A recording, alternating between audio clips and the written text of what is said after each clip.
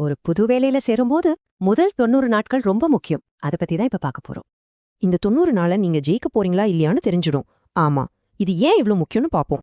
புது இடத்துல உங்களுக்கு யாரையும் தெரியாது, வேலையும் முழுசா புரியாது. இதனால நிறைய ரிஸ்க் இருக்கு. பாருங்க, வெளியில இருந்து வர சீனியர் லீடர்ஸ்ல பாதி பேர் ஃபெயில் ஆயிடுறாங்க.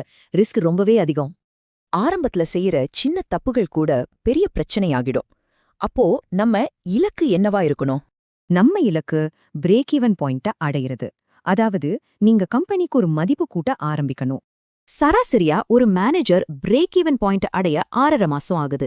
நாம இத சீக்கிரம் செய்யணும். புது வேலையில ஜெயிக்கிறது அதிர்ஷ்டம் இல்ல, அது ஒரு ஸ்கில். ஒரு சிஸ்டம ஃபாலோ பண்ணா போதும். அதை என்னன்னு பாப்போம். இந்த பிளான பாருங்க. இதுல 4 முக்கியமான ஸ்டெப்ஸ் இருக்கு. ஆனா நாம ஸ்டெப்ல தான் கவனம் செலுத்த போறோம். ஏன்னா பெரிய தப்புகளை தவிர்க்க நீங்க செய்ய வேண்டிய முக்கியமான மைண்ட் செட் ஷிஃப்ட் இதுதான். ஜூலியா, டக்ளஸ் 2 பேருமே ஃபெயில் ஆனாங்க. ஏன்னா அவங்களுக்கு வெற்றி தந்த பழைய விஷயங்களை அவங்களால விட முடியல. சோ பாயிண்ட் இதுதான். உங்க பெரிய பலமே புது இடத்துல உங்க பெரிய பலவீனமா மாறலாம். ஜாக்கிரதை. நீங்க பழைய வேலைய மனசெலவுல விட்டுட்டு புது வேலைய முழுசா ஏத்துக்கணும். புதுசா என்ன ஸ்கில்ஸ் தேவைன்னு யோசிக்கணும். சரி, இதை எப்படி ஆரம்பிக்கிறது? அதுக்கு ஒரு செக்லிஸ்ட் இருக்கு.